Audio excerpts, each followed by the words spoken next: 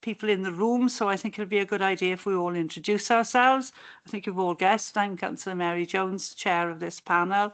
I may as well go this way first. Liz Jordan, Scrutiny Officer. And good morning. My name is Councillor Michael Locke and I represent Sketty Ward. Thank you. If you'll do the councillors online as well, please.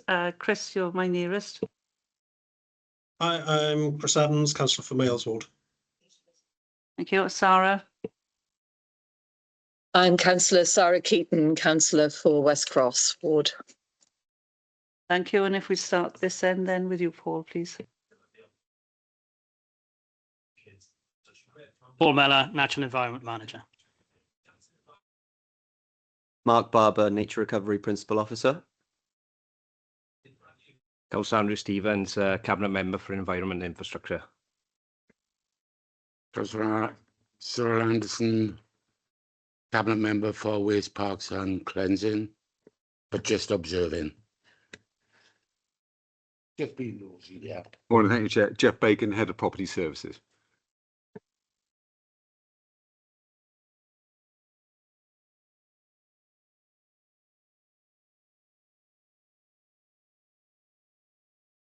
Jane Richmond, Strategic Climate Change Manager. Morning, everybody. Rachel Lewis, Place Directorate, Project Manager. Simon Aspelin, Project Manager, Carbon Reduction. Thank you. We have now two more online. So, Bridget, you first, please. Good morning, Bridget Rowlands, Clydach Ward member. And Jess, please. Jess Pritchard, Councillor for Mynydd. Okay, thank you. I think we all know each other. Not everybody remember everybody's names, but we'll try and get through it. So the first item on the agenda is apologies for absence. And we haven't got any so far.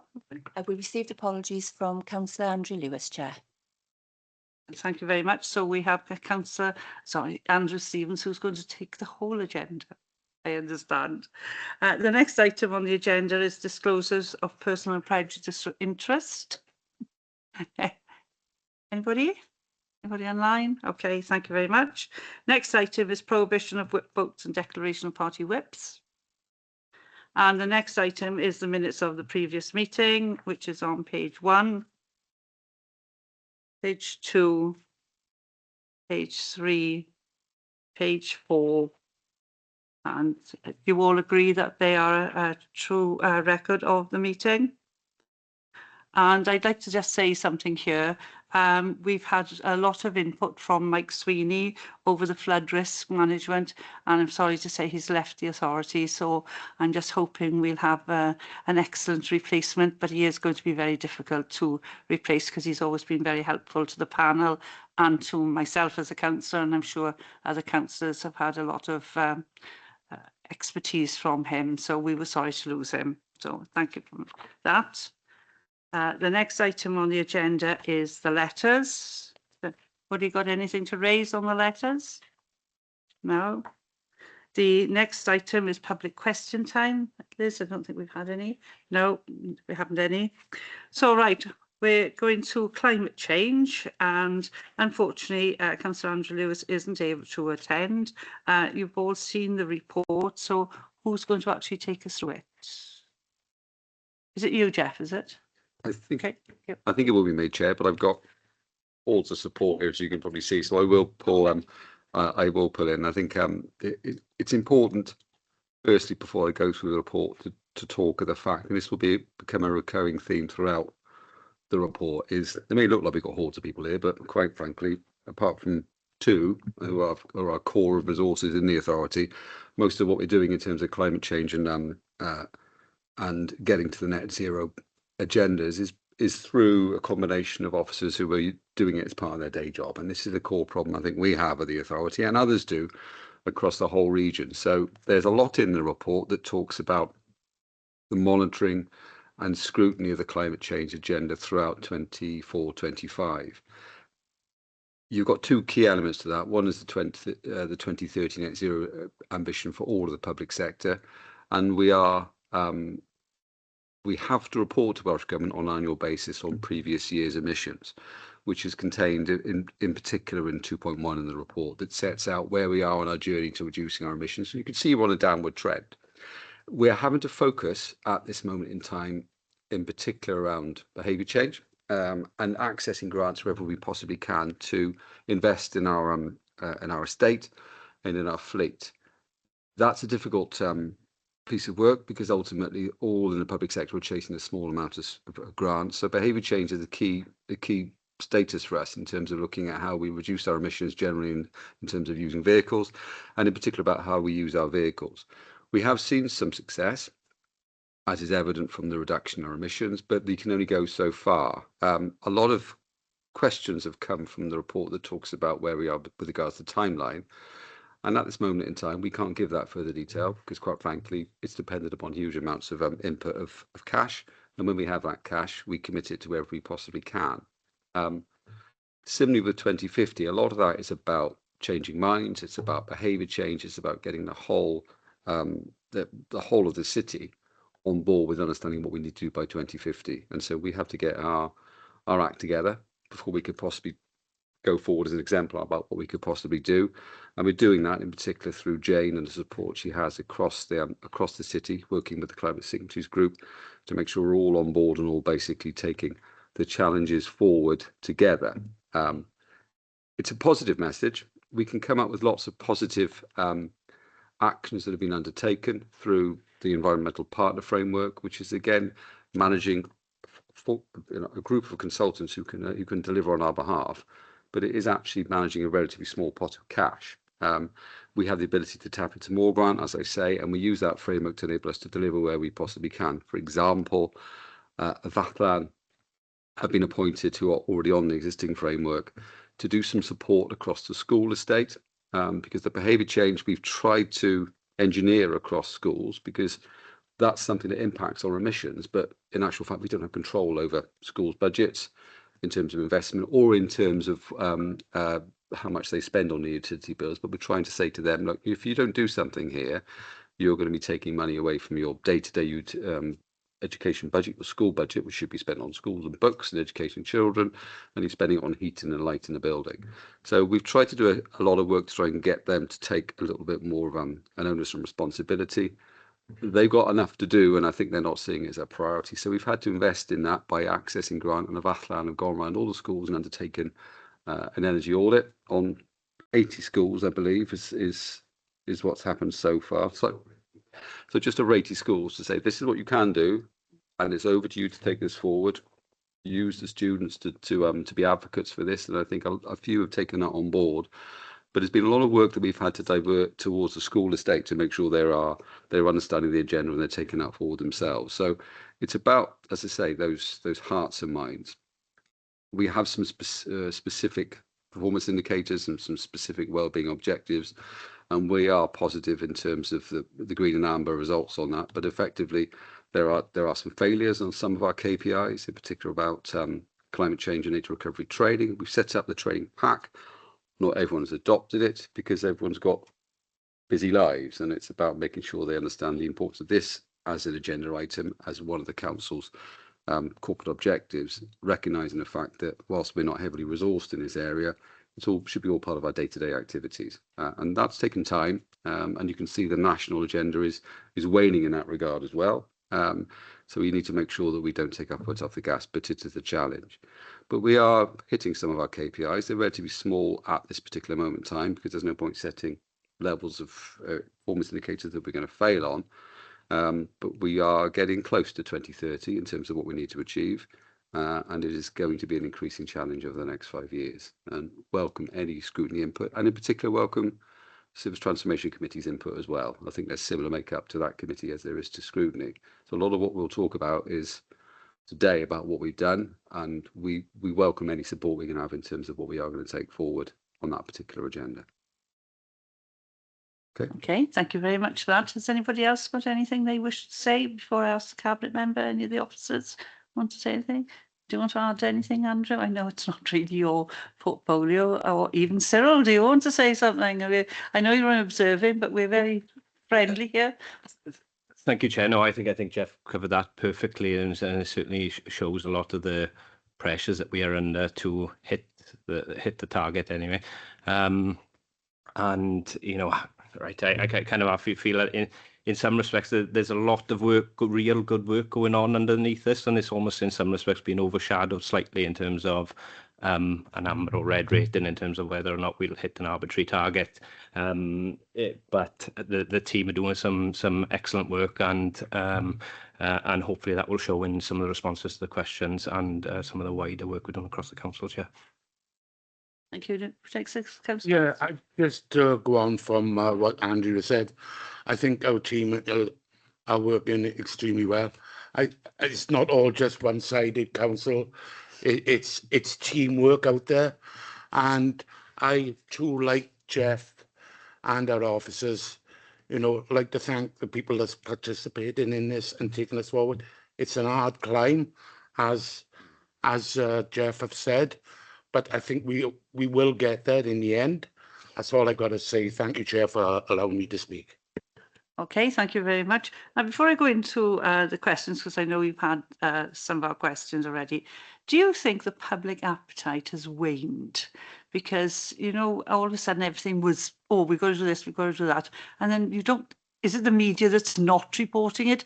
Why does it feel flat? There's a question for you. I'm happy to answer that, but it's almost coming from a personal perspective, and I welcome others to give a similar sort of view. Jane would like to come in clearly, but I think I said before, yeah, it has. And we are very much dependent upon national Westminster governments to assist us in this process. And there's some positive encouragement, but it needs to manifest itself in terms of sort of ready cash. As I say, we do chase lots of grants, as we know, sometimes are repackaged as something new when they're perhaps the same. And the problem we're finding is we're spending a lot of time and energy chasing those grants when, as our regional and national colleagues chasing the same grants, and it can be very frustrating. We have one recently that we failed on, and so we need to understand whether we can perhaps prime some of those bids to make sure feasibility is at a point where we can take them forward. And we are seeking that additional cash from the existing capital programme, but that cash isn't that plentiful, so it's difficult when you're charging against other very worthy bids. The national press is evident in terms of the fact that it seems to be waning. Something I've always thought was a driver. We had a window of opportunity when utility bills were very, very high, and everyone was going around turning their thermostats down. I think that thankfully those tariffs have come down. Helps us in terms of our budget, but helps us at home in terms of our budgets. But therefore, and we're getting more used to paying slightly larger utility bills. I can say myself, I'm not too concerned about turning it up a degree or two now, and I still have to remind myself that I should be leading from the front, so I do try, but I'm not in charge of my thermostat at home. I don't think many of us are. So that's definitely an issue. We have set up, there's an energy advice centre to try and assist those who are struggling, and when a store opens towards the end of the year, we'll be able to still assist with that advice by directing to that energy advice centre and through council officers and citizens advice who will be assisting. But I don't think that take up has been as high as it was at the outset, which is perhaps a window into the world of it's not seen as so much of pressure. Still, there's lots of energy poverty out there. We need to assist where we can. But I think you're right. It's a challenge for us to try and keep that message out there, and I think that's the best. That's critical in terms of making it successful. Yes, thank you, Chair. I would say that it isn't waning at all. I would, sorry. Let's say the personal opinion. Yeah. I just think that I would say that a lot of the messaging that's gone out has been the wrong type of messaging. It's just been to doom and gloom rather than empowering. Yeah. And we need to empower people to make change, not threaten people with devastation if they don't. So I think we need to change our message, and I think that's a really important thing to do, and we've been trying to do that through the Climate Signatories Group, and we've just launched the new website, and we've been getting some really good hits on that as well, so people are really interested. There's also a piece of research that's just been done by UCL on climate engagement in the UK, and they've actually determined that it's in the late 70s of percentage of people in the UK that want to be engaged with something to do with climate change, but it's to do with how they get engaged and also what they need to do. So there's just so many mixed messages out there. There's so many messages that are so negative that people switch off, that they don't then listen to the whole thing. And so we need to change our message. We need to make it positive. We need to empower people to make that change. And I think that we can do it if we get that right. Thank you. Thank you. Oh, to Stevens. Yeah, can I just say Jane is spot on in that, in terms of and this is a part of we can all play as members, to be honest. Again, those communication, those positive stories across. There's certainly, from what I can see, is a lot of doom and gloom. Definitely switches people off in that I'm not saying my own community. In some respects, social media is polarizing that even further. But we can certainly play our part, all of us, in terms of getting these measures, not just with climate, but with nature and biodiversity as well, Chair. So. Thank you very much for that. And sorry, I asked the question first, but it was in my mind while the officers have been presenting. So we'll go to the questions that have already been submitted. And the first question is from Councillor Michael Locke. Right. Right, my first question is, what issues are you encountering with trying to make the Girls' Hall more environmentally friendly?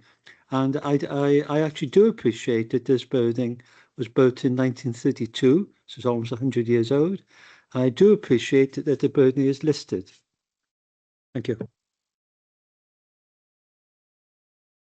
Yeah, I'll lead off, and I think other people can amend my answers as we see fit.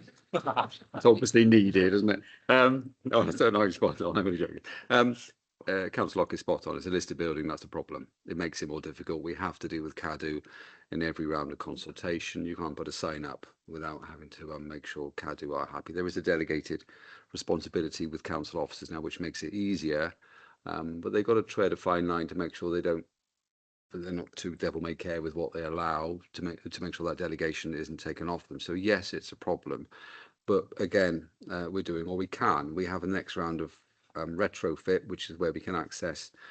There used to be interest-free loans; they're now just very cheap loans via Salex to enable schemes to progress on a spend to save basis. So it's draft exclusion in particular. You'll see, and we have metal windows. There was originally secondary glazing. We'd like to put that back in again, but there are problems with that. So it's making sure we can do the best we can with draft exclusion. You can't really mend the heating systems dramatically. Additional LED replacements to make sure they're in place. I think we've maxed out solar. You can't put solar panels on; they're visible, so they've got to be in places where you can't impact on the facade of a listed building. So it is a problem.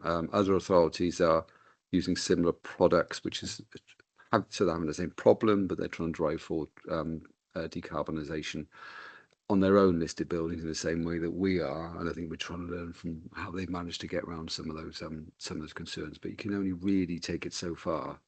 Again, I'm talking about behaviour change is obviously integral to that. So if the less you use and the less you emit, I don't know whether there's anything else. Anybody else want to add anything? No, we are working closely with Carmarthenshire Council because they have similar challenges on their buildings. We're working with them and their heritage team as well to sort of come up with solutions that they've seen work.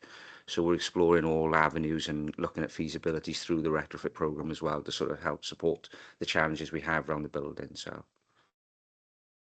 Okay, thank you very much. Thank you. The next one's from Sarah Keaton, which I think is quite a straightforward one, I'm hoping.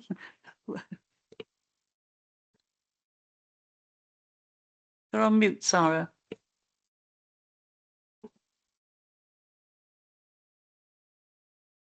We've lost you again. Yes. Oh, have you got me again now? Yeah. Okay. You can hear me. Yes, I was wondering if the council was still doing no mow May on the grounds that the last time we discussed it, the lawn mowers were going crazy because they couldn't cope with cutting everything back in June. So how's that going? Thank you. Yes, please. Yes, so the council is still part of MoMA. Our cut and collect wildflower meadow sites are not cut during this period and are therefore part of the campaign. Like you say, in previous years, we did attempt to include more areas during this month, but it proved impractical with the current resources within parks. Just to say that the No MoMA scheme is an introductory initiative to get people used to longer grass over just 1 month, in the hopes that this can be expanded to more months and better grass management practices. So the current cut and collect wildflower meadow management we already undertaking is basically the gold standard of how to manage grasslands. So from our nature recovery team point of view, we need to support parks so they have the capacity and resources to expand this rather than focus on No MoMA. Thank you. Thank you. Oh, Andrew. Yeah, can I come just say in on that, Chair, just to back up what Mark's saying? And I've always found, campaigns like No More May, specifically, they help raise awareness, which is great in terms of if it's something that residents want to take part in, great. But responding to weather is usually better for biodiversity, and I'm sure Mark will back me up on that. If I can make a bit of a farming cut the cross here. So in farming, we actually don't work by calendar, Chair. We work by the weather of any given year going forward. And, this year is vastly different from last year. And I think everyone kind of needs to be working more like that, especially now. Warmer springs can bring earlier flowering, while, cooler ones can delay growth. So there's possible mowing decisions can follow nature and not specifically the calendar where possible. I agree with Mark, for a long-term impact. Cut and collect is a far more effective. It reduces soil fertility, allowing a wider range of flowers to establish, creates better looking spaces, and supports more wildlife than just leaving grasses to grow. Holding off until wildflowers have bloomed and set seed and varying where you can mow can support more species. Or if you want to go one step further, and conservation grazing is actually even better, which mimics natural grazing patterns and helps keeps some dominant grasses in check, which in turn keeps a wide variety of habitats for birds, insects, and what have you, all with less machinery and disturbance. So that adds some context. Thank you very much. Perhaps parks better have some goats or something to help them along, because, as you said, they're natural. Right, the next question is from myself, which was more of a technical one. It's on page 17, as you can see, and it's about our carbon footprint and about business travel. And I wanted to know what measurement is being used to calculate it, and can you give an example of where travel has been? What I was trying to get at, are we using still cars, even though I thought our fleet was like mainly electric, and are they business travel on a specific thing, or did you count it business travel as work, within, like, say, refuse or people going out to environmental health? It's a very blunt chart, if I can put it that way, and I'd like a bit more. Why has it suddenly gone up so much when we're supposed to be cutting our footprint? Yeah, I can take that with doing the reporting for Welsh Government. So the business mileage is Grey Fleet mileage is specifically attained around our staff and their business travel, so their mileage claims. So the data is taken directly from HR reporting, which is their actual mileage claimed, and we look at their vehicles used as well. So the class of vehicle goes in, and then we use emission factors dictated by Welsh Government, which provide us the final figure. So we have seen an increase in business mileage, obviously naturally reduction in when we had COVID. But we've seen a continual increase over the last 2 years. And it's not just us, it's other authorities as well. And I know that Welsh Gov Energy Services are aware that, and Welsh Gov are aware of this, and there's a focus around business travel as well. And they're exploring different options and what other authorities are doing. So, and we've got various pilots, looking at pilots, of how we can contribute to that and support that aspect as well. Thank you. So it's specifically staff, or maybe even councillors, travelling somewhere. It's not about Councillor Anderson's department, for example, them going about their daily business, because I know they obviously are moving over hopefully to carbon-free vehicles, but I just didn't know what you put in as business travel. I think we need to make people more aware what you're calculating and how it's done, because if we're looking at it, it looks as if we're not doing very well, when in other ways we are, because if you counted other vehicles, it would probably be a lot more. So I think maybe that's the way you have to report it, but it's too blunt and people don't understand. Okay. Yeah, the actual fleet and equipment element in the report in the documents is specifically to the operational fleet. The grey fleet then is our staff business mileage, as I said. It is a small percentage, but again, it's a behaviour change piece in our staff, and what they're used to in claiming their mileage is easy for them to do. And it falls into that conversation earlier about we can all do the right thing, and it's that creating that awareness of that as well. So, but we look to put comments internally so there's awareness piece around that as well. Okay, thank you. And there's a little bit as well from Councillor Evans.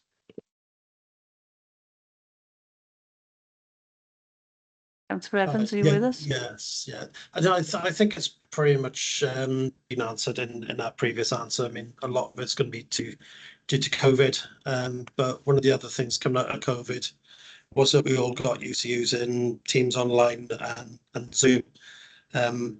So I would have expected to see some reduction in business travel, because we should really be looking at things like Zoom or Teams by default, rather than actually traveling somewhere for a meeting, when it's just as easy sometimes to have meetings online.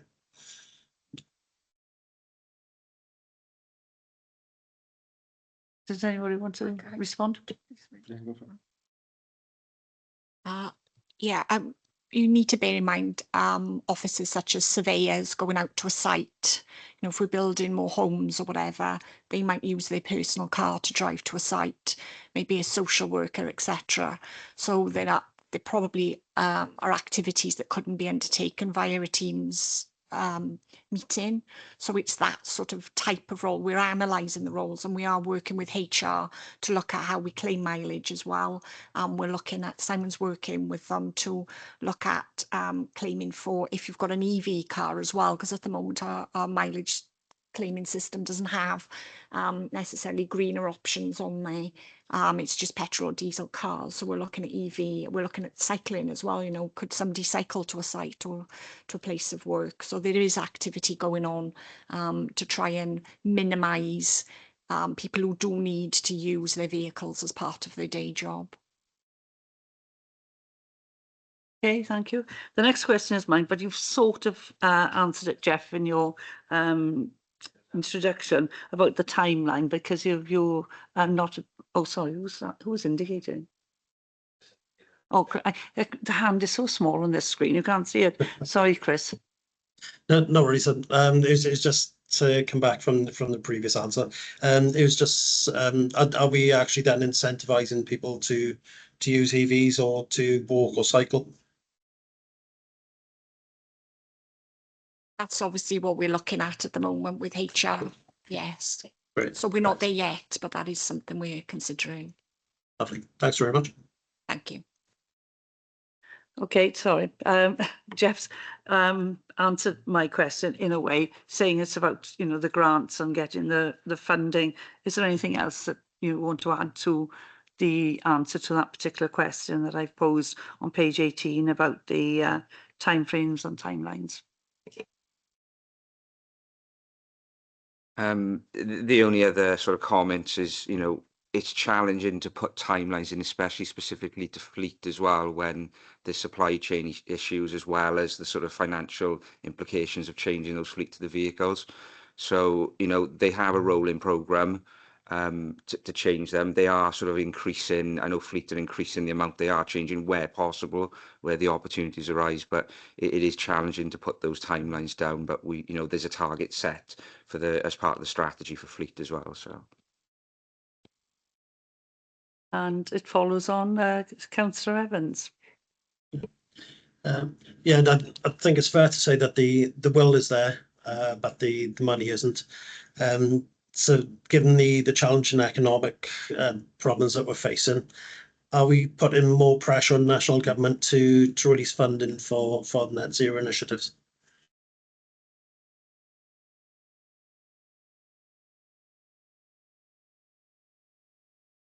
Councillor Evans, yeah, I sit on the WLGA Climate Change Leads group, and as a group of public bodies across Wales, which there's 80 plus, I think, reporting on emissions, we are working as a team to, you know, present a collaborative case for, you know, we need more support for resource and finances. We're waiting for Carbon Budget 3 to be published by Welsh Government, which is imminent. It'll be in the summer, so we'll probably get a copy of that in the autumn. And then we've already agreed as a council we will use that as a benchmark to revisit our strategy and how we amend our working practices going forward for the next 4 years, really, and present that to Cabinet in December. But I think the feeling is across the whole public body is, you know, we're all in the same boat and we are all in need of extra resource and you know, legislation as well to assist things, as always, isn't it? It's things like planning or whatever for wind farms or solar panels or whatever. So the message is very much unified across Wales. Okay, happy with that, Chris?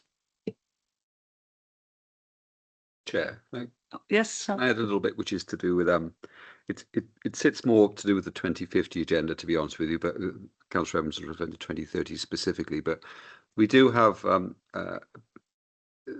energy subcommittee for corporate joint committee, the CJCs, that feed into a wider CJC that is a very good route into Welsh Government.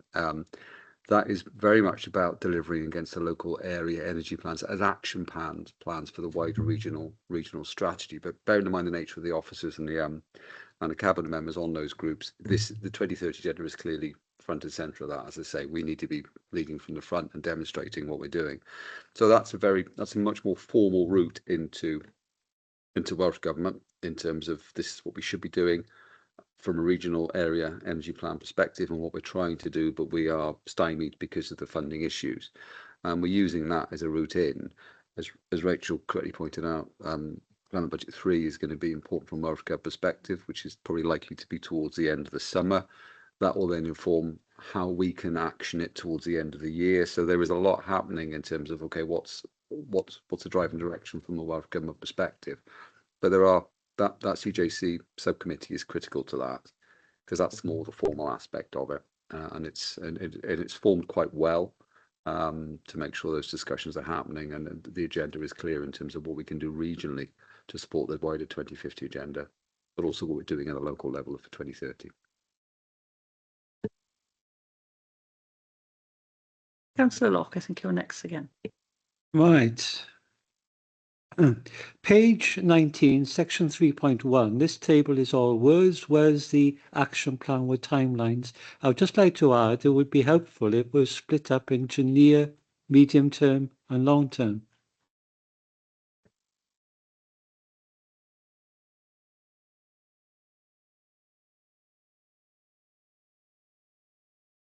Yeah, sorry, Chair. We were slightly unclear on the question, so we're just trying. We're going to have to delve into that a bit more in terms of because the climate change element is only sort of 10 pages. We're not sure exactly what the ask is, and it speaks to the detail and timelines that, as is become evident, we are going to struggle with. Yeah, I think what it is, you've just put the words in general update, and you've shown everything I presume needs doing. Is that correct? And if it is, how are you going to accomplish it? If you could just put it in, just my understanding, I'm sure Councillor Locke is going to tell me differently, but and how, you know, as you said, which are the more important? So that it would be a RAG status in a way, but not called RAG. It would be, you know, as you said, short term, long term and medium term. Is that correct? Yeah,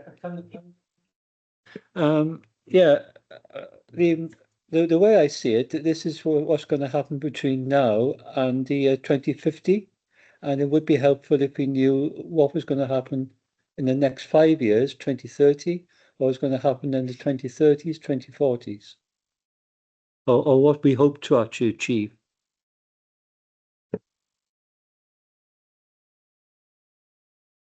Yes, Rachel. Yes, so Net Zero Wales agenda is divided up into the categories that you see in front of you in that section. And really what we've done is just present our journey of where we're at the moment. We are coming to the end of the cycle of Carbon Budget 2. And as I just mentioned, Carbon Budget 3 will be presented now from Welsh Government this year. So we would take on that proposal very much so, because that will then run in a 5-year cycle of Carbon Budget 3. And maybe we could look at putting more definitive timelines and actions against that for the next cycle of monitoring. Okay, oh, sorry, James just mentioned that what's on here is actually retrospective. So everything on here is ongoing or has already been delivered. So maybe next time we present to you, we can do a retrospective good news, but also look at putting in an action plan of what we're going to look at going forward. Thank you. Yes, good, thank you. Can I just add to that in terms of this is whether the SDCs play their part in terms of the looking forward element of it. I mean, sorry, I'm not sure exactly who year is on the climate change SDC, but on a number of issues that we've had over the last couple of years, there's been good discussion, debate on that. So, you know, scrutinising what's been done, and SDC looking forward on policy. So there's a... Okay, thank you. I think it's back to me.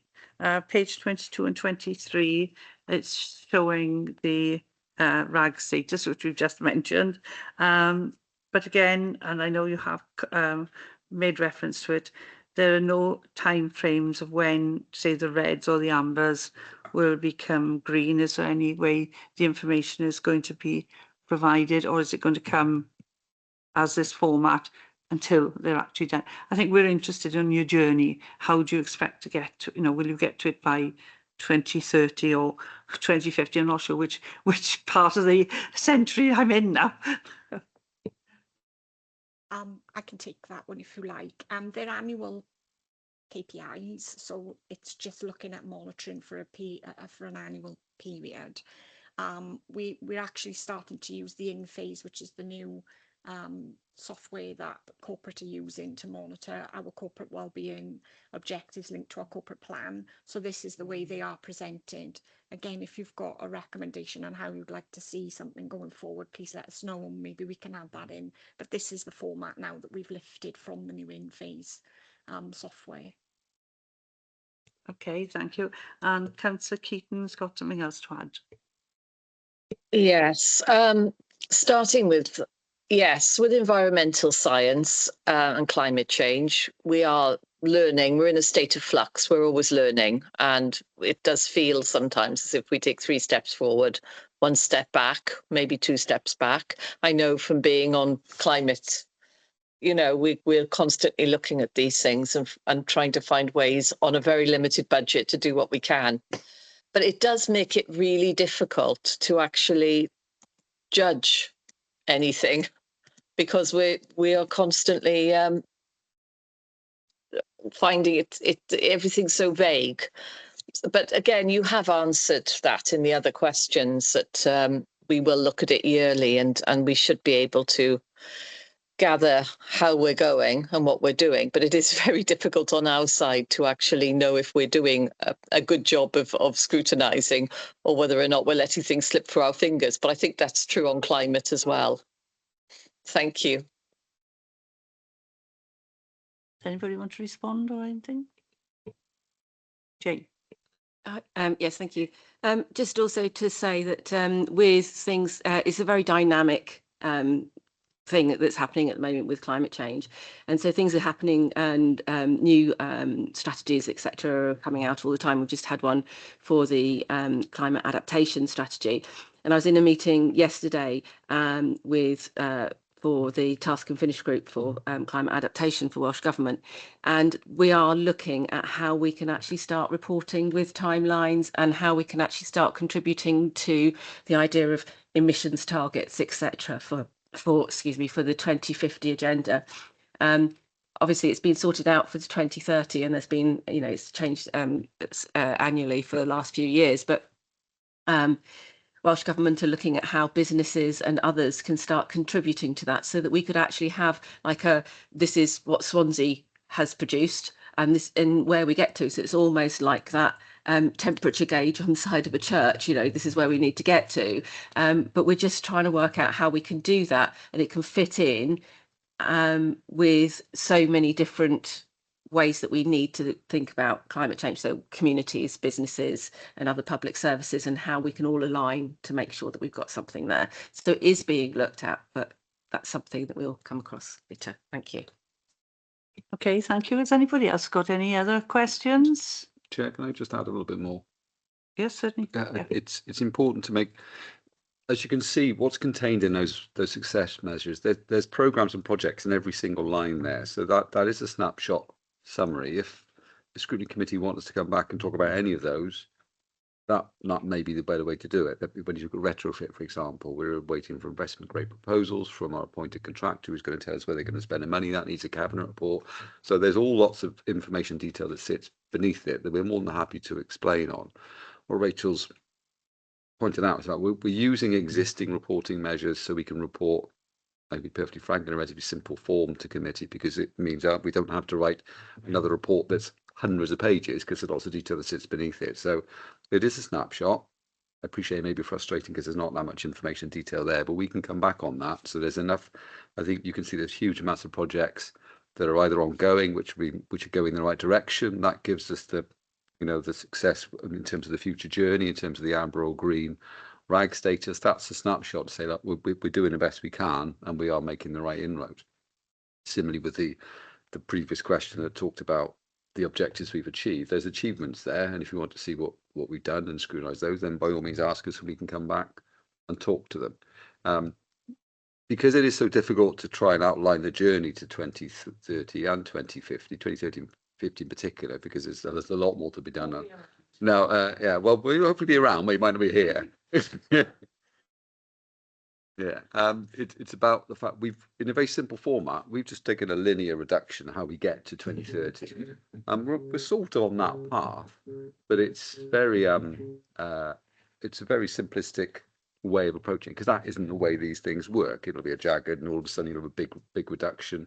So it's showing we're doing what we can to get to that point. But it wouldn't be right for us to present that, because there's no science behind that. It's just a straight line to say we're here and we're going to be there. That's where you need to be. So there is a monitoring overall in terms of progress, and there is a downward trend. Sometimes it may look as if we're going up again, because that can be the fact we're asked to report on more emissions that we weren't asked to report on in previous years.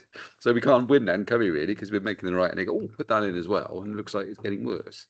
So there is a positive message, but to couch at the start with, oh, woe is me, because I want there to be more to be done to enable us to do more. But we're doing, you know, we're doing the best we can, and there is lots of positivity out there.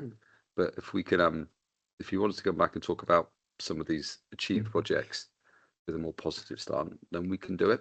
But there's enough in there, I think, for you to perhaps consider, and not telling you what to do, but that may be a good way of dealing with it, because there's a lot of information in there that sits beneath the report. Thank you. We can consider it for our work plan for next year. We have got an outline of a work plan. There's one thing that sticks out, and I probably hold my hand up because I'm not sure if I've done it. It's the number of members and officers that have completed the climate change and nature recovery training. I think it'd be a good idea if it was sent out again and reminded people to do it, and actually where to access it from, because there's no good saying we haven't done it if we don't know where to go to get it. So Councillor Stevens, have you any ideas? It'll be other training modules, and it's only relearning. I think a nice reminder to all councillors and maybe council staff. We're all looking very guilty in this room. No, it's you know, an important point, and it does say only 227. Well, when you consider the 75 councillors and I don't know how many officers need to do it, it is quite a small percentage, and maybe we're talking about getting the message out. Maybe this is one way of getting the message out. And unfortunately, I got another couple of questions. you said about schools, and obviously it's a delegated budget. One of the schools I'm involved with, we were offered solar panels, but we couldn't have the solar panels because the condition of the roof was too bad, to take them. So the roof's been done. We still haven't got the solar panels. I don't know whether we've investigated, but my point is, if we're having schools that have to have new roofs, they have scaffolding up. While they've got the scaffolding up, would it be an idea to then approach the schools again to see if they want to, invest in solar panels? Again, it's funding. If you would have the funding to help, it would be useful, because obviously small schools especially can't afford that kind of funding. I mean, some are in deficit budgets this year because of other circumstances. And I will have another question after that. Nothing to do with roofs. So, Chair, as part of the retrofit scheme, we're working alongside building services. We are monitoring their programme of works to see when they're replacing roofs so we can tie in. Obviously, it's very much down to funding at the time. We are very much reactive when we can explore funding, and unfortunately with Welsh Government Energy Services and Welsh Government, the funding pots can be very last minute as well. So we do try and stay on top of that. And we're also sort of working, we understand that with that financial difficulty, that it's not just us that are having that, other authorities regionally are having that challenge. So we are exploring opportunities that we can maybe do something regionally as well and bring a programme that will support the schools. So it is on our radar, but obviously it's still an ongoing project at the moment, but it's sort of working with building services and the various partners. So. Yeah, Councillor Stevens. Separate to that, Chair, but just on the same premise, really. And it's, I know our and a colleague is in your mind now who covers regen. Our regeneration teams are doing business or are doing business grants around carbon reduction grants, which is supported a number of different businesses for solar panels across the city, as well as we've got a rural anchor. We did have a rural anchor pot of funding, which is the window's closed at the moment through the shared prosperity, and that supported a number of rural community centres in terms of helping them with get grant funding for solar panels, and in some respects with some of the responses we had was that they would have closed their doors had they not had the reduction in bills that they got from solar panels. So it's a positive story, and it's worth pointing out, yeah. Sorry, my mic on. Sorry. Well, we need to, as we've just been talking, we need positive stories, and we need people to understand that run things like community centres and so forth, that they can, in some instances, actually access funding, because when they think they've got a huge bill, they're not going to do it because they just can't open their doors, as you said. I got another one about the heat pump. So I might have got the wrong way around, heat source pumps or whatever. They're very, very expensive to install. They're beyond the means of most, ordinary people. You get a grant. I think it might have finished. I think it was up to £7,000. Can't quite remember. But when you look at the works that are involved, as you said, you've got to make sure that everything's windproof, waterproof, good insulation everywhere. People can't spend up to £20,000, and how are we going to, overcome that? Because to be honest, if you replace a gas boiler in a home, it's a fraction of that cost, and it works as efficiently as it's a new one. So I'm just wondering where we're going forward with that. I don't mean particularly Swansea Council. I meant, how are people supposed to afford? And I've heard it's quite expensive to run. Now, I'm not sure if that's correct, but I have heard that it's, more expensive to run than traditional fuel. I don't know. Now, the last one is, are we still having problems in the Gower AONB of trying to put solar panels and things on roofs, or changing the way that people are having their heating? Because I do know, I think Pembrokeshire National Park is actually starting to, what's the word I need? Not be so insistent. They're looking to work with people, because obviously oil, which is mainly down there, is not going to be there,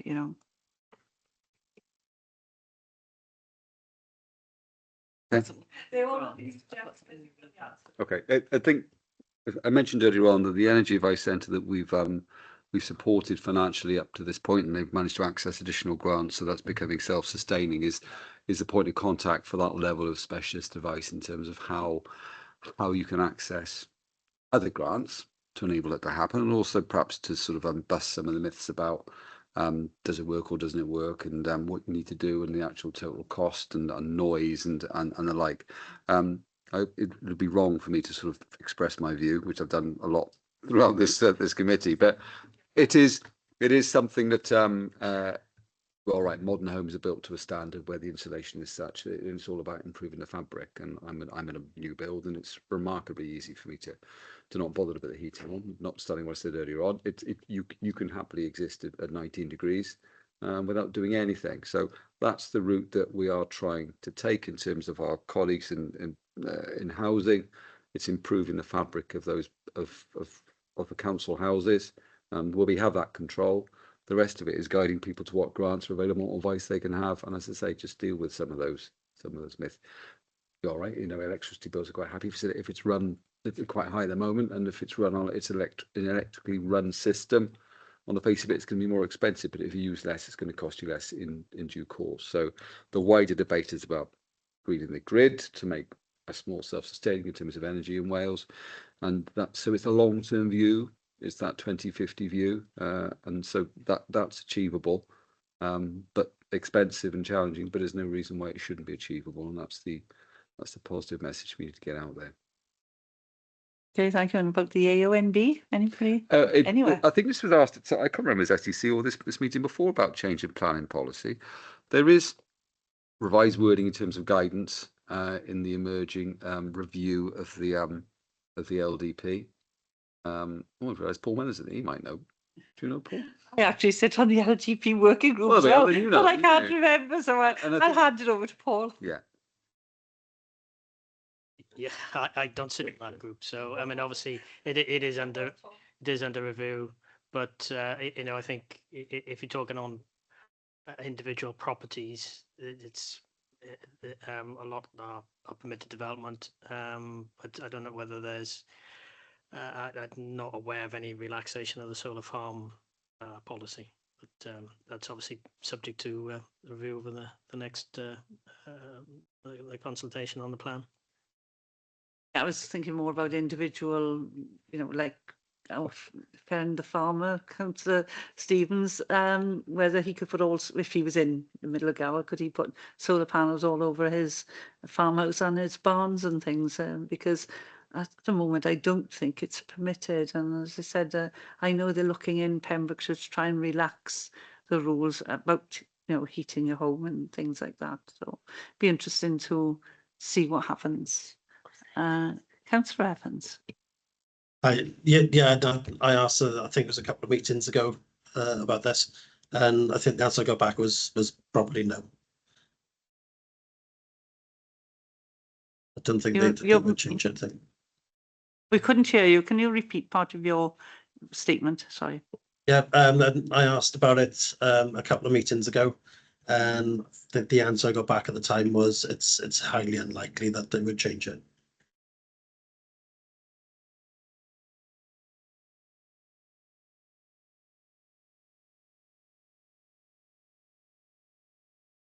Sorry, not on the mic. I said, which is what we've just been talking about. It's a pity that we can't get all partners to work to the same agenda as ourselves. Has anybody else got any questions now before I thank the officers? No? Well, thank you all very much for attending. You are obviously welcome to stay for the second part, but we understand if you need to leave, so thank you very much. And we'll go on to the next item on the agenda, which is item 8. And this is the climate change. Gosh, I'm not going to read it all out. Biodiversity and Resilience of Ecosystems Duty Action Plan. Oh, yeah. So are you going to go through it, Paul? It's Councillor Stevens. Carry on. Yeah, thanks, Chair. I'm sure all the committee read reports, so I'll try and be brief. So I'm pleased to introduce the report on our Section 6 Biodiversity Action Plan. As I'm sure this committee well knows, the Section 6 duty is not just statutory requirement, it's call to action. and us as members can play a significant part to ensure the decisions that we make help nature recovery and thrive. Healthy ecosystems underpin so much of what matters to our communities, from clean air and water to flood resilience, and even our own health and well-being. As a farmer myself, as I did allude to earlier, and I will try and put that in every chance I get, I do experience firsthand how supporting biodiversity and resilient ecosystems directly benefit our rural and agricultural communities, strengthening food resilience, supporting local livelihoods, and helping us adapt effectively to climate change, benefiting both people and nature. But this isn't only about rural areas. By supporting nature recovery, we're also bringing a bit of the countryside into our urban spaces, connecting communities, enhancing well-being, and ensuring everyone in Swansea can enjoy a greener, healthier environment. So the report, Chair, highlights that we are making strong progress. Most of the 41 actions in our Section 6 plan are on track, with 73% rated green, meaning they're ongoing and expected to meet their targets. We've seen real achievements from new rain gardens and orchards to supporting community food growing, enhancing local nature reserves, and engaging hundreds of volunteers and school children in hands-on nature recovery. Challenges do remain, very much the same as in terms of the climate plan, in which we referenced earlier, especially around the resources and ensuring every part of the council and every one of us plays our part. But this is a shared journey. Our work under the Section 6 plan is helping to create a greener, healthier and more resilient Swansea for future generations. So it'd be remiss of me not to thank Mark Barber, sitting next to me, as a Section Biodiversity Officer, and Paul Mellor for pulling together this comprehensive report. And I just want to acknowledge the exceptional ongoing efforts from our countryside, nature recovery and landscape and green infrastructure teams. The dedicated work across Swansea is making a real difference, helping to facilitate nature recovery, enhance biodiversity, create a welcoming green spaces, and improve access to a beautiful countryside for everyone to enjoy. So I welcome the input and the opinions of the committee, Chair. Thank you very much, Councillor Stevens. Do any of the officers want to respond, or shall I go to the questions? Okay, so the first question is from Councillor Keaton. Hi, could I do both 8 and 10 together, Chair, if that's possible, because they're linked anyway. I was going to say, is the council still weed spraying? But to be more particular, it's spraying where they're going to put the hardy annual flowers in, because it seems like it would be an easy win if they didn't and took that off the table and just planted the seeds. And if that was the case, they'd probably save money, because a number of the seeds would reseed themselves. And apart from a bit of weeding, they'd continue, and we wouldn't have the poisons going around, that toxins were going around damaging bees and wildlife. And it just seems foolhardy to me that we're still doing that. Thanks. Yeah, Mark. Yeah, I can come in on that. And also that kind of covers Chris's question in number 9. So I'll try and answer maybe all 3 of them at once if I can. So our team isn't involved directly in the kind of herbicide use and weed spraying. This is obviously a Parks and Highways, who aren't here today to answer directly. But obviously the council are still spraying the weeds, and there is a frequently asked questions about weed spraying on the council's website. In terms of our Section 6 plan, obviously that does state that we should ideally reduce our pesticide and herbicide use. The very recently released Future Generations Report 2025, which I think has come out of the Senedd, the Welsh Government, states that public bodies should prioritise pesticide reduction. So I believe in some wards they have requested not to use pesticides in them. So I presume that's possible for and open to all other councillors. Following that point, again, it's kind of all related to what parks are doing in terms of the what they describe as the wildflower verge scheme. And again, they're not here today to answer that. So I think it's important that councillors and the public understand how the colourful annual flower beds are created. The only practical way for parks to produce such beautiful displays is by using herbicides to prepare the ground each year. from a nature recovery point of view. These displays have no value. So it is up to each councillor to decide if they want these displays in their ward. The website detailing this flower scheme could be updated to present this information better, but again, that needs to be discussed with Parks. And then we kind of already answered the question in terms of what Councillor Keaton was saying for question 10. But the only practical way for those displays to be so beautiful is to redo the beds every year. So simply just allowing those flowers to seed again. There would be some wildflowers there, but it wouldn't produce the displays that people are currently expecting and have got used to. And obviously it shouldn't be confused with the, as we discussed earlier, the kind of the wildflower meadow management cut and collect scheme that Parks are also involved with, where we do need to cut that grass at least a couple of times a year in order for them to flourish. Thank you. Thank you. Do you want to come back? No, that was, Councillor yeah. Thank you, Mark. Thank you for that.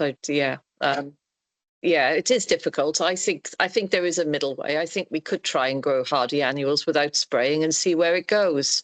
I'd love to see that trialed a bit. I know there'd be weeds amongst them, but I don't think people would mind. And yeah, I think we really have to be more daring with what we're doing at the moment. Thank you, though. I understand it's hard work as well. Councillor Evans, because Councillor Stevens wants to respond as well. So do you want to come in first and then he can respond to you both? Yeah, I was going to say I think it's the expectations that's part of the problem, because we're misnaming them as wildflowers when they aren't. A really good example is the golf course at the front opposite Ashley Road, where you've got the big brown patches that have been sprayed, but right in front of that on the curb side there is actually wildflower patches because there's bird's foot trefoil in the curb all the way along, with a lovely yellow stretch in the curb all the way along. So you've actually got wildflowers there, and then we're proper wildflowers, and then we're kind of creating a false expectation then by calling something that's not a wildflower verge a wildflower verge. Councillor Stevens. Yeah, if I can come on this end, and I'm sure Parks colleagues, if Jeremy was here, you could correct me if I'm wrong, but I believe they are still a wildflower mix anyway, even if they're not perhaps all native wildflowers. There is some native wildflowers to my understanding, and again, Mark would correct me if I'm wrong. I think cornflower, bugloss and stuff is in the mix, and in terms it's this kind of mix is what's used in a number of sustainable farming schemes, since it's sustainable farming incentives in terms of where Parks get some of their seed from. Now, granted, on the wildflowers, you do have a point in terms of, and which is why I do really like the cut and collect, and I like the where possible we should be mentioning to residents the benefits of the cut and collect, and what kind of things we're trying to do, and the types of wildflowers that we're trying to encourage there. But they don't always tend to have the wow factor in terms of getting the public on board. So I think there can be a bit of a halfway house in terms of not trying to prevent members planting flowers in their wall, because maybe they don't have the same kind of, and again, Mark, feel free to correct me if I'm wrong, the same kind of positives as what our cut and collects and stuff do, but they do still provide some benefits as, for pollinators and things like that in terms of it's up in the air. But no, feel free to come in. But it comes back to trying to get the public on board, and even going far with a lot of wards, even put daffodils and things like that with the community budgets, which is another excellent ray of colour and a nice early boost of pollinators, again in terms of improving the area. So just to come back on Sarah as well, in terms of, because I know highways officers aren't here in terms of on this, but a large amount of it in terms of the opt-out for the glyphosate is through the highways weed spraying programme. It's been made very clear it'd be very difficult to do in terms from a parks perspective. And I don't fully agree with Sarah nor Chris in terms on this, in how they feel is it, but the offer is there in terms of wards to opt out should they wish to do so. Because I think I mentioned this in the scrutiny working group a year or two ago, that it still remains at this moment as one of the most cost effective and suitable methods to deal with on-street overgrowth. So such overgrowth can have potentially have an impact on a highway asset if should it be left. Okay, now I do granted in the 2 wards that they've opted out, to my knowledge anyway, they're doing some excellent work in terms of volunteer groups and what have you, in terms of the areas that they've opted out on, but there's nothing to say that we could do this at this stage in across Swansea. I do understand the concerns, but I can say this as someone who has a PA 1, 2 and 6 in the safe use of herbicide and pesticides, both knapsack and tractor. Now, would I use it in my veg garden just for the sake of it when I can easily hand pull a problem weed? No. But do we use it on some mixed grazing pastures? No. But however, how it is used on our highways is safe, done professionally, and then until advised otherwise via legislation, it does still, as I mentioned, remain the most cost-effective and pretty much only way we can deal with on-street wheels at a large scale. And I know some other councils have attempted to go glyphosate-free, or at least say they're going glyphosate-free, but rolled back due to significant increase in complaints. And also being unable to deal with the overgrowth and the impact it has on the infrastructure. Not to mention, my understanding is that it's one of the only things that can reliably deal with things like knotweed, and we know the issues there. So there is such thing as safe use, not overuse. Don't use for the sake of it, and it's about a balance to try and strike where we can. Yeah. Right, we've got Sarah and we've got Chris.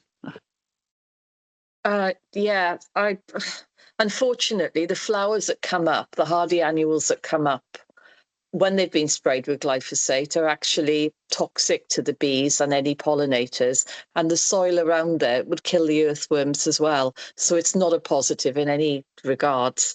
I think that planting the flowers without the glyphosate, if you could, I know it would mean removing scarifying and putting stuff in, is worth a try. I mean, we've got to weigh up if we're serious about biodiversity and what we're losing every year, and that we're doing this, and we know better now.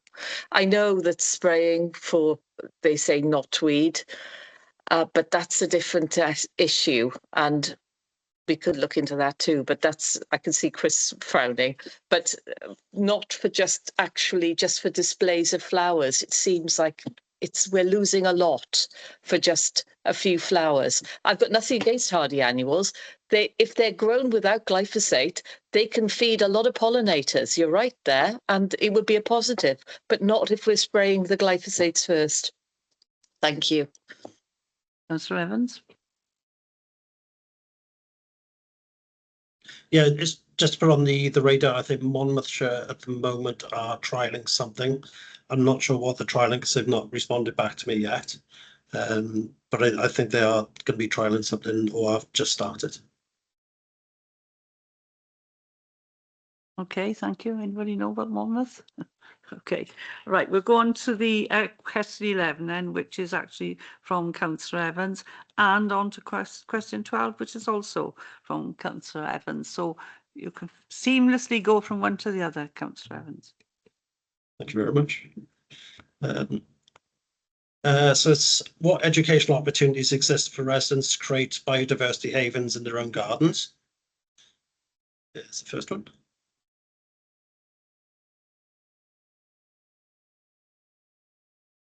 Yeah, I'll respond to that one. So yeah, there's always more the council can do to educate residents about nature, but obviously this does come down to resources. Our Swansea Local Nature Recovery Action Plan has details of what the public can do to have a positive impact on nature, as well as our Ways to Help Nature webpage.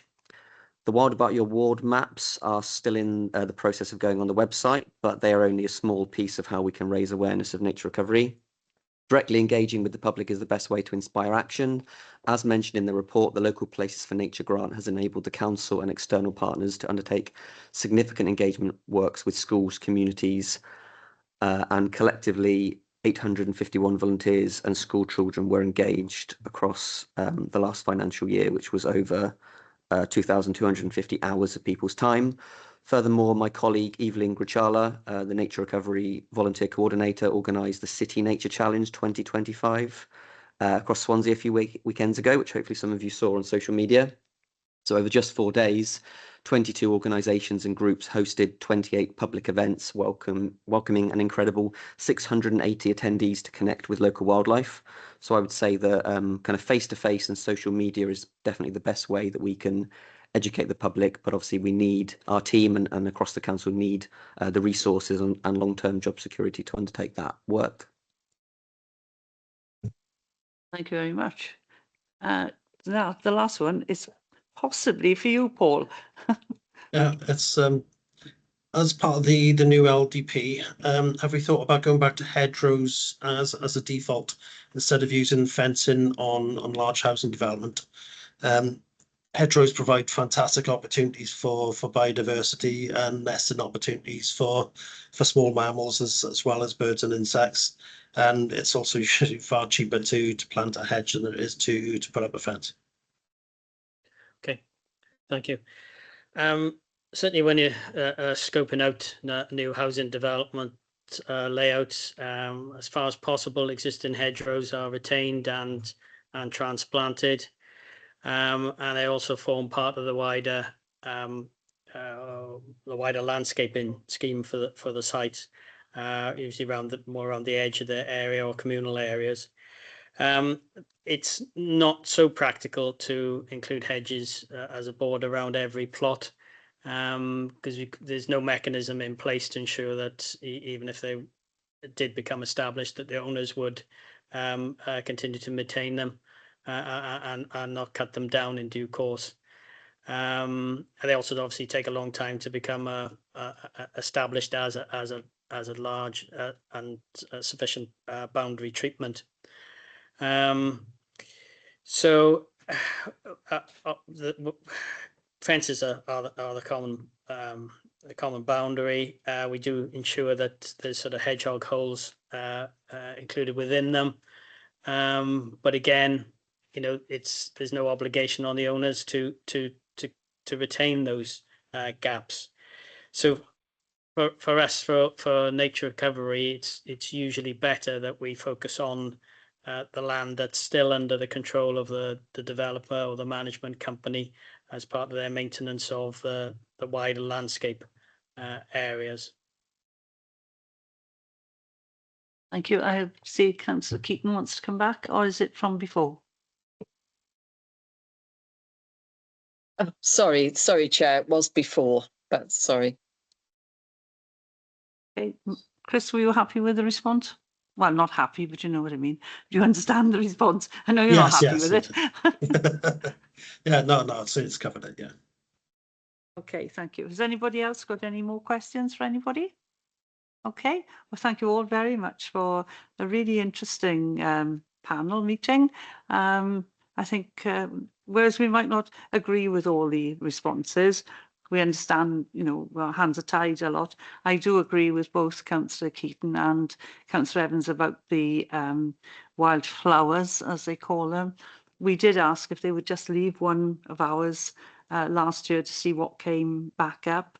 But I would prefer people to know we had wildflowers and not the pretty display. So if we can sort of work on something that we can encourage more people to have, as you said, proper wildflowers. I mean, I've got plenty in my garden. I'm quite happy to give a few away. As I try to keep them, all nice and tidy, but they seem to have a will of their own. So why can't they do that on the verges? So I think we do need to think what we're doing it for.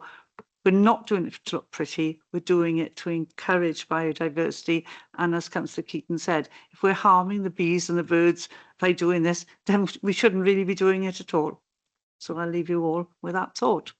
So thank you very much to all of the the officers and to the cabinet members that have attended, and we've got to carry on with our meeting. Councillor Stevens. Thank I was just going to say, Chair, you don't have to take part in the wildflower scheme as a ward if you wanted to opt out. That's all, you know. So the option is there. I still maintain that I think getting a balance is right in terms of bringing the public along with us, and it goes back to what Jane said at the beginning of the meeting in terms of carrot rather than stick. You know, we've got to encourage the public the reasons of everything that we do, whether it's from a biodiversity standpoint or anything else. So. Thank you very much. Yeah, but as you said, some of the public like to see the verges, and they said we do the daffodils, and then in a slightly different part you do the wildflowers, and they've come to, you know, expect it. But what we have to try and do is manage the expectation and move away from actually weed spraying to get them. That's my point. There we are. Thank you very much. Okay, so the next item on the agenda is the panel review of the year 24-25. And this is what we know what went well and what doesn't go well.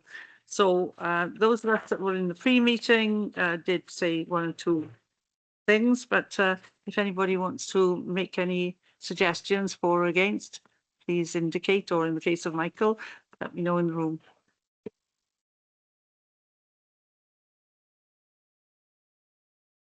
Well, I think we've done quite well in the past 12 months, actually. We took people to disperse. Could we have done anything better? Did we focus on the right things? And what have we learned that will help us to improve and develop future scrutiny? I mean, worked well, perhaps a nice example we could put in, but I think we do an awful lot of climate change. I know it's really important, that's what our panel is about, but we seem to have some different departments coming all the time about the climate change, and can we sort of encompass it, you know, in one somehow? Do you understand what I mean? We just seem to be having the same poor officers coming for a different aspect all the time. I don't know if we can bundle it in a better way. Councillor, go on, Paul, Sarah, and there's over here. Yeah, but I think the problem is it's such a complicated matter, and there are so many different overlapping things. And as they said, they're a small team handling all this. And yeah, I'm always worried about how much time we take of them. But yeah, it's difficult. It is difficult. Okay, so have we got any suggestions though for how things have worked well? One point I want to make is we have a pre-meeting for this panel, and we did briefly discuss it because I brought it up on Thursday. Does everybody think it's useful? Because what I'm aware of is that we that have actually taken part in the pre-meeting seem to sort of hog the meeting, but other people are not coming to the table with questions. Do you all think we should carry on with the pre-meetings, or should we just go straight in like other scrutiny meetings do? Open to suggestions. Councillor, oh, sorry, it's Councillor Locke first. Well, I think the pre-meetings work well, and I think that there's other committees which don't do pre-meetings, where pre-meetings would actually be very helpful. So that's my view. Okay, Councillor Keaton. Yeah, I think they work well, because I think you can be quite intimidated in the main meeting about asking questions in case the question is wrong, or I don't know if there's such a thing as a wrong question, but badly put together. And at least if you have the pre-meeting, you can talk about it quietly amongst yourselves and then work out what we want to ask. And I think it does make for a better, you know, a better meeting and more sensible questions as well. Thank you. We've got Councillor Rowlands. Thank you. I just wondered, is there any chance, and I don't know whether this is workable, but the pre-meetings could be just prior to the meeting rather than a few days before? I know that doesn't give you the chance to put a list of questions together, but it would give possibly us a chance to go through it's a little bit fresher, you know, by the time you've gone through it all, maybe it's just a little bit fresher in your head before you go into the main meeting. Don't know. Just an idea.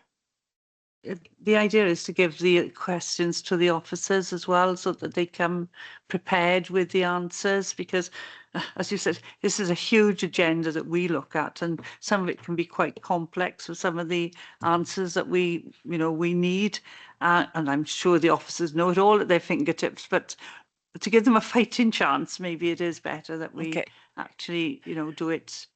That's not doable, but maybe, I don't know, but maybe we could meet also a little bit before like the meeting we've had today, just to go through it, because it is, I think we need to realise just how important that this is to the whole of Swansea, and it would be good to discuss things maybe a little bit more in depth, just and keep it fresh in your head before the meeting. I don't know. It's just time and resources. It's something to consider. Right, we're back round to Councillor Evans. Yeah, I was just going.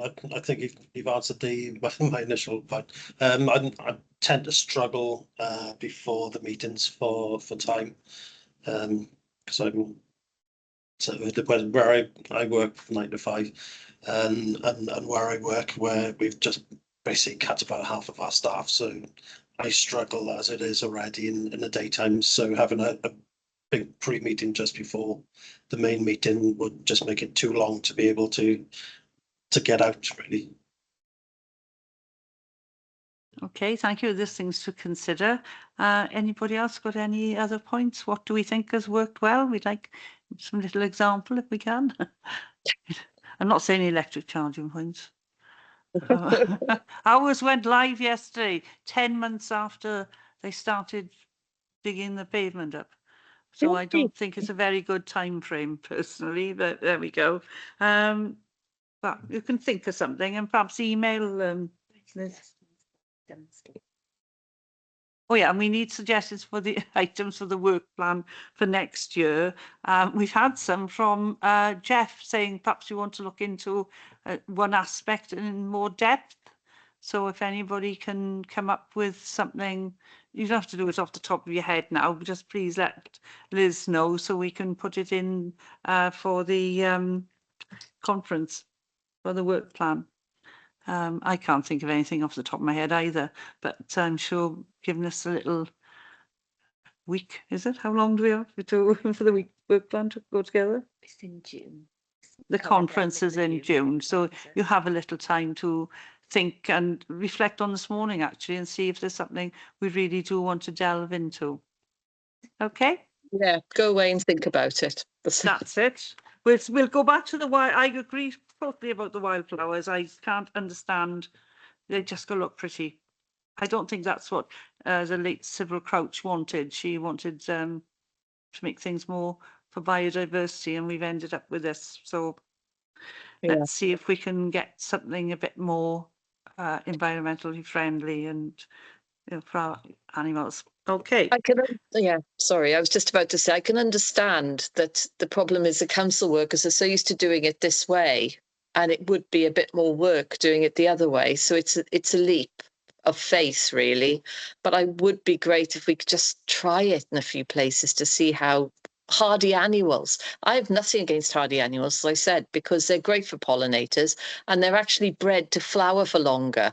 So as long as we've got the wildflowers as well, I think we can have both, but we can't have them poisoning the insects, the very creatures we're trying to protect.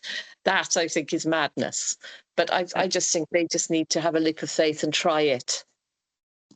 Totally agree. Councillor Evans, last comment. Yeah, so coming back on Sarah's point, that I'd be happy to volunteer a piece of land that they could try it out on, because I've got that sort of triangle at Miles Road and Owls Lodge Lane that they could just give her a go. Let's see what comes up and I what offered that, works. Chris. I offered that, and I would offer it as well. There we go. The more offers, the better. Right, what I was going to say was, I think it's really important that if there are hardy annuals, we call them hardy annuals. There's no point in calling them wildflowers if they're not wildflowers. No. There we are. We'll get a few buddleirs put in somewhere. That'll work.